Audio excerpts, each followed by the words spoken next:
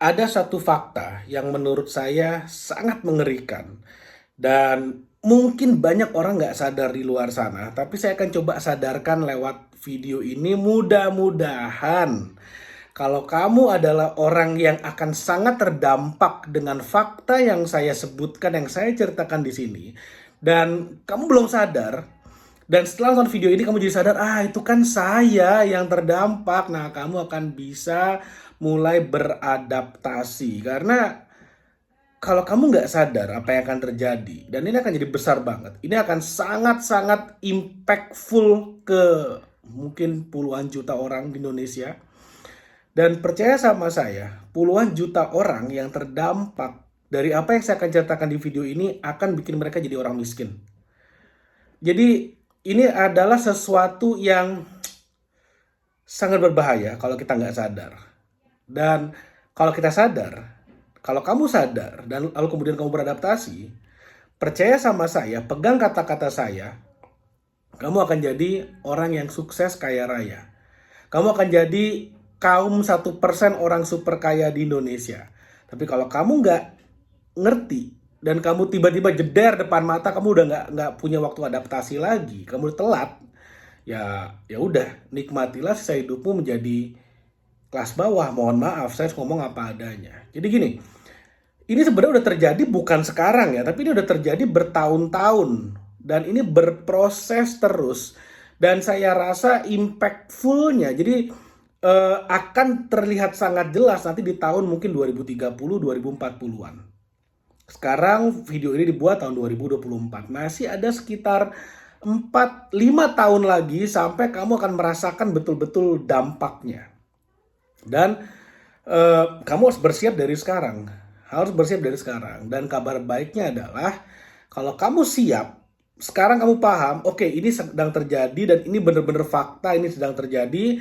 Kamu memang terdampak dan kamu beradaptasi sekarang, kamu akan selamat kok. Percaya sama saya, pegang kata-kata saya sekali lagi, kamu akan selamat. Dan ketika kamu selamat, kamu akan jadi kaum super kaya. Nah, jadi gini, beberapa tahun yang lalu pemerintah mengeluarkan kebijakan bahwa jalan tol itu yang tadinya satu gerbang, satu orang pengawasnya, bahkan satu gerbang 3 shift bisa 3 orang gitu ya, berubah menjadi gerbang tol otomatis. Artinya apa? Mungkin pada saat itu terjadi ribuan atau puluhan ribu PHK dari perusahaan-perusahaan pengelola jalan tol. Bayangin, puluhan ribu PHK dari pekerjaan yang tadinya satu gerbang tol itu bisa diisi oleh 3 tenaga kerja, sekarang menjadi gerbang tol otomatis. Lalu kemudian kamu datang ke McDonald, yang tadinya orang ngantre di kasir untuk pesen, satu kasir mungkin ada satu kasir itu, satu counter ada 5 orang kasir, dikalikan 24 jam, itu mungkin satu line kasir, satu counter kasir itu bisa menyerap 15 tenaga kerja. Tapi sekarang udah berubah menjadi pesanan otomatis. Jadi udah nggak perlu tenaga kerja sebanyak itu lagi. Nah, apa maksudnya? Apa intinya? Apa poin dari cerita saya ini? Ke depan akan ada banyak sekali lapangan kerja dan jenis-jenis pekerjaan yang akan diotomatisasi, digantikan robot. Artinya kalau sekarang kamu ini kamu bekerja sekarang di level-level pekerjaan yang sifatnya berulang dan bisa diotomatisasi, siap-siap kamu akan kehilangan pekerjaan. Siap-siap, itu mau nggak mau, suka nggak suka. Mau demo buruh kayak apapun nggak ngaruh. Sekarang bayangin gini, misalnya saya punya pabrik, saya mempekerjakan 1.000 orang misalnya. Lalu kemudian pada satu titik saya sadar, lah ini kan kerjaan-kerjaan ini bisa dirobotin semua. Saya nggak perlu 1.000 orang ini, ya udah saya pecatin aja semua. Maaf ngomong, bukannya kasar gimana, ya itulah adanya. Lalu kemudian yang terjadi apa? Oh, 1.000 orang ini demo. Kami tidak ingin di PHK.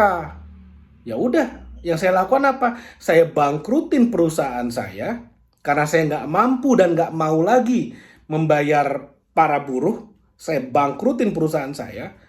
Saya buka pabrik baru di kota yang jauh karena yang namanya distribusi udah nggak masalah karena ke depan distribusi semakin murah. Karena udah ada jalan tol dan segala macamnya. Saya buka pabrik baru dan saya nggak perlu bayar buruh-buruh pabrik. Saya pakai robot, dar, selesai. Ada masalah nggak sama saya? Nggak ada. Tapi otomatis 1.000 orang tadi hilang pekerjaannya dan ini akan terjadi ke depan besar sekali. Otomatisasi is real, robot-robot itu real loh. Jangan bayangin robot tuh kayak Transformers yang kerjaannya perang kayak Terminator nembak sana sini. Enggak. Robot nggak kayak gitu. Dampak nyata dari otomatisasi, dari robotisasi adalah hilangnya lapangan pekerjaan. Pertanyaannya, solusinya apa? Apa yang robot tidak bisa gantikan dari manusia?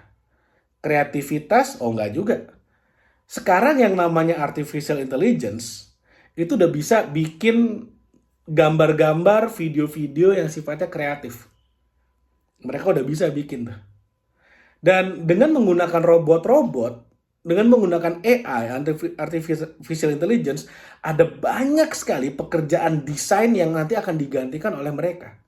Jadi para desainer-desainer, pekerja kreatif yang saat ini merasa, oh karena saya punya kreativitas tidak bisa digantikan oleh robot. Oh kata siapa?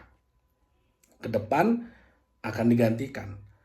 Yang tidak bisa digantikan oleh robot itu adalah sense of adding value. Sense of adding value itu maksudnya gini, kita bisa melihat sebuah peluang, lalu kemudian kita memanfaatkan robot, memanfaatkan otomatisasi, memanfaatkan artificial intelligence untuk bisa meng-create sebuah produk atau jasa yang kita gunakan untuk melayani kebutuhan tersebut. Itu yang akan membedakan mereka yang pecundang nantinya, yang akan jadi orang miskin dengan mereka yang jadi orang super kaya. Kenapa? Kalau kita dari sekarang udah mulai membiasakan diri, kita ngeliat, oh ini ada sebuah masalah, solusinya begini. Oh ini ada sebuah masalah, solusinya begini. Kita gunakan artificial intelligence, kita gunakan robot, kita gunakan otomatisasi untuk mempermudah kita meng-create sebuah produk, menciptakan sebuah produk atau jasa untuk menyelesaikan masalah yang ada. Itulah yang akan menjadi orang kaya nantinya. Contoh, ada sebuah daerah kekeringan nih. Nah, sebuah daerah kekeringan nggak punya air bersih. Datanglah kamu nih. Kamu sekarang adalah buruh pabrik mungkin. Kamu sekarang mungkin adalah seorang admin kasir mungkin. Tapi kamu datang ke sana dan kamu berpikir, oh ini kalau saya bisa menyediakan air bersih di sini, saya akan jadi orang kaya. Ya udah, buat bisnis plan-nya, buat rencana kerjanya, buat bisnis modelnya, cari investor, kerjasama. Kamu sediakan air di sana, kamu bisa mendapatkan keuntungan. Airnya ngambil dari mana, jualnya kemana, hitung-hitungan bisnis bagaimana, itu yang kemudian kamu juga bisa kerjasamakan. Kamu bisa berkolaborasi dengan AI, artificial intelligence, untuk membuat bisnis model dan segala macamnya. Jadi gini, yang namanya otomatisasi itu real, itu nyata, itu akan jadi, itu akan datang. Dan mungkin sekarang kita lagi beradaptasi nih. Gerbang tol udah mulai otomatis. Order di McDonald's itu udah mulai otomatis. Kita on the way ke sana. Ketika otomatisasi udah mulai full terintegrasi dalam hidup kita, selesailah sudah. Nanti ke depan, mobil-mobil udah nggak ada sopirnya lagi. Pekerjaan driver akan digantikan oleh sistem otomatis. Semua pekerjaan akan mulai digantikan satu persatu. Jadi kalau kamu sekarang bekerja di sebuah pekerjaan yang sifatnya bisa diotomatisasikan, siap-siaplah habis itu ntar. Nah, mulai sekarang solusinya apa? Mulai rajin ngelihat masalah. Mulai berpikir gimana caranya bisa menyelesaikan masalah tersebut. Gunakan artificial intelligence, gunakan robot, gunakan otomatisasi untuk mempermudah kamu bisa menyelesaikan sebuah masalah.